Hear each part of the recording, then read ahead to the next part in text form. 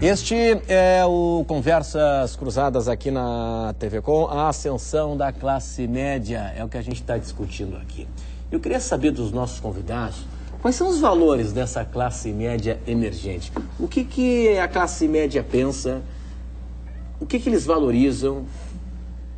Quais os critérios que eles levam em consideração na hora de ler um jornal, se é que lêem jornal, de comprar um livro, compram um livro, leem jornal, assistem televisão, vão a shows, vão ao cinema. E aí, professor? É bastante complicado essa avaliação, né? Ainda não se percebe claramente o tipo de esforço que essa classe está dedicando à cultura, né? Mas é claro que fica pelo menos mais visível que esses gostos ainda não estão num nível assim mais sofisticado e que, como eu disse no primeiro bloco, o nível crítico ainda não se desenvolveu no sentido de conseguir ter a perspicácia de avaliar aquilo que é bom e aquilo que é ruim. Parece que eu estou entrando numa questão subjetiva, né? O que é bom e o que é ruim, afinal de contas nós vamos entrar numa discussão desse tipo. Mas a gente sabe que, de fato, na televisão existem programas de baixo nível, existem livros de péssima qualidade, existem músicas também de gosto duvidável, né? E não consigo verificar que essa classe esteja consumindo, vamos dizer assim, no mesmo nível em que Pois é, claro, a gente tem que ter um certo cuidado, né, professor, para não ser pejorativo, para respeitar, porque é muito subjetivo isso, né, o que é qualidade. Qualidade é subjetividade, né. Agora, talvez aquilo que se considera hoje como qualidade duvidosa, que essa geração da classe média esteja consumindo, talvez a próxima. Se antes não se lia, se passa a ler, mesmo que não seja de qualidade, sei lá, de literatura clássica, enfim, ou de algo contemporâneo de qualidade, que eu acho até que é muito melhor que os clássicos, mas aí já é opinião pessoal. Pelo menos se lê, né? Mas aí será que num segundo momento, nas próximas gerações dessa mesma classe média, não se eleva o padrão? Se você lê um jornal que é feito por uma determinada classe, porque você só tem dinheiro para aquela, tudo bem, pelo menos você está lendo. Depois, quando você tiver dinheiro para ler um jornal determinada, às vezes a própria rede... Mas aí não é questão de dinheiro para comprar o jornal, porque o valor do jornal... Não, uma coisa é tu pagar 4 ou 5 reais do Diário Catarinense, outra coisa é pagar R$1 e tanto uma hora, né? Eu não quero nem particularizar, professor, mas o seguinte, é que o conteúdo é diferenciado. Vou partir do seguinte princípio, se o preço fosse o mesmo... Provavelmente venderia o... Provavelmente seria a mesma coisa. Provavelmente seria a mesma, porque a linguagem, é adequada para cada população, né? Só que com o passar do tempo, tu começa vai migrando, né? Eu acho que é muito claro a tendência de migração, assim. Como essa classe CD chegou aí, ela começa a ver... Essa classe, ela tem o tino, às vezes ela não consegue acessar lá alguma coisa de tanta qualidade, de repente, que pode ser discutível ou não.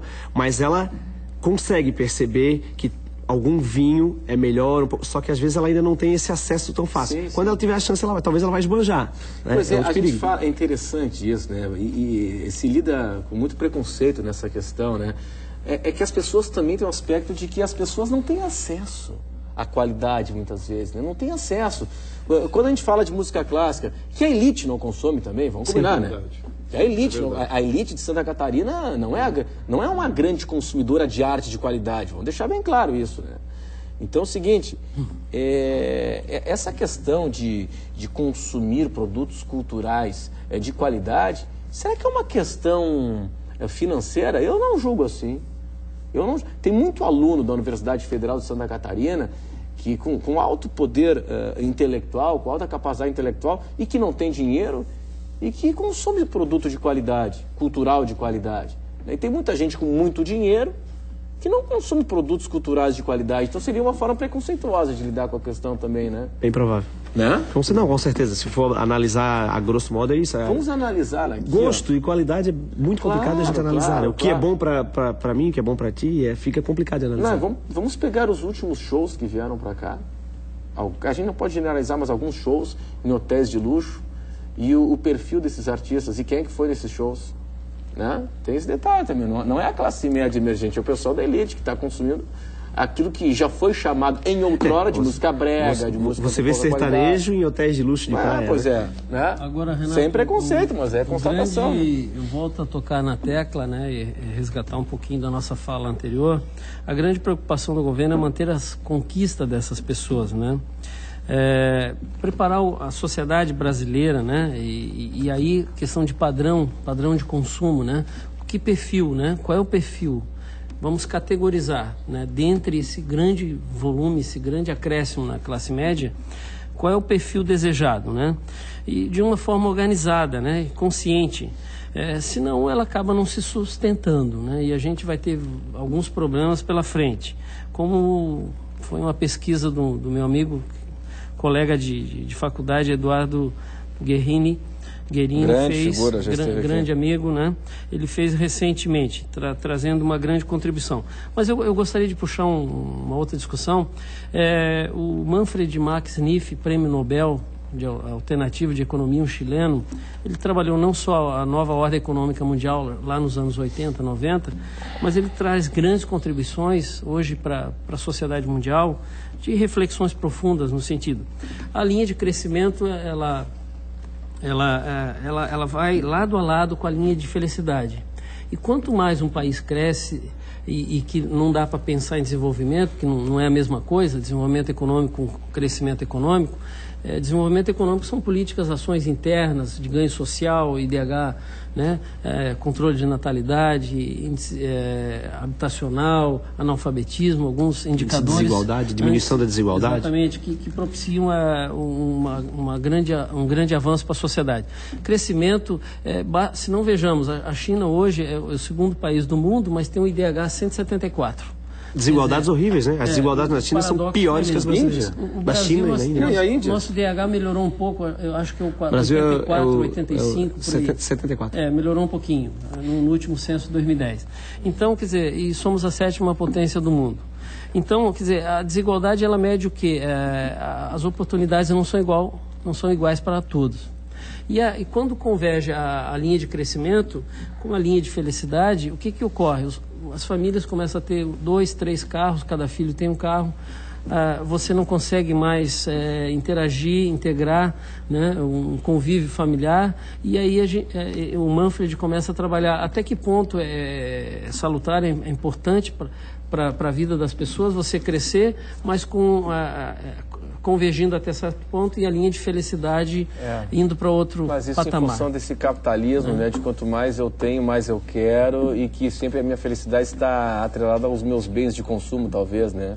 Que é uma falsa felicidade, né? Uma ilusão, né? Posso falar de filosofia, então? Não, mas aí tá bacana, vamos nessa. Bom, em toda essa discussão, e particularmente o que o professor fez referência agora, me lembrou muito Epicuro, filósofo grego do século IV a.C., que dizia que, já naquela época, as pessoas substituíam, né, aquele desejo mais íntimo por produtos, né? Então, na tentativa de preencher o vazio delas, elas adquiriam mercadorias das mais diversas, mas essa aquisição não está relacionada com a felicidade. Então, nesse gráfico da felicidade, do consumo de um lado, não acompanha a felicidade no outro, está entendendo? Não há uma relação íntima, e todos nós aqui conhecemos pessoas com poder aquisitivo maravilhoso, mas que não têm essa qualidade de alegria e felicidade. Mas que se precisa do mínimo para se atingir uma felicidade. Sem dúvida, Renato, sem dúvida. Né? Mas não são esses elementos os mais importantes, tá entendendo? Onde é que o setor produtivo aqui da nossa grande Florianópolis, que é a área de atuação da ENFO, CDL São José, tem percebido que, com a ascensão da classe C, há nichos de mercado emergentes? Olha, o que eu estou acompanhando, assim, que eu vejo assim, no contexto geral dentro da classe C, é que os produtos de consumo e serviços, tipo, algo para o bem-estar, no caso da população, tem se tornado algo mais atraente. O que seria? Cuidar da saúde, beleza. Porque hoje com as redes sociais parece que a pessoa está querendo mostrar uma cara diferente. Uma felicidade aparente. Alguma coisa que destaque a pessoa. Isso aí eu estou vendo que está muito aparente e o pessoal está fazendo também, se endividando talvez, ou talvez adquirindo mais produtos nessa área. que venha a crescer nesse segmento aí, que eu vejo um grande...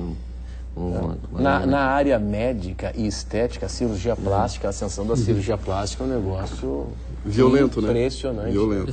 Se faz cirurgia plástica... Em meninas de 15, 16, 17 anos. Cirurgia plástica, por motivos banais, se contradizendo, né? Aquilo que é preconizado pelo Conselho Federal de Medicina, a prestação. Se faz um pagamento de prestação. Consórcio de cirurgia plástica. Sim, existe. Existe. E não é brincadeira. Existe. Isso é no mínimo criticável. Discutível, do ponto né? de vista da ética médica. A gente vai para o intervalo e volta em instância. Até já.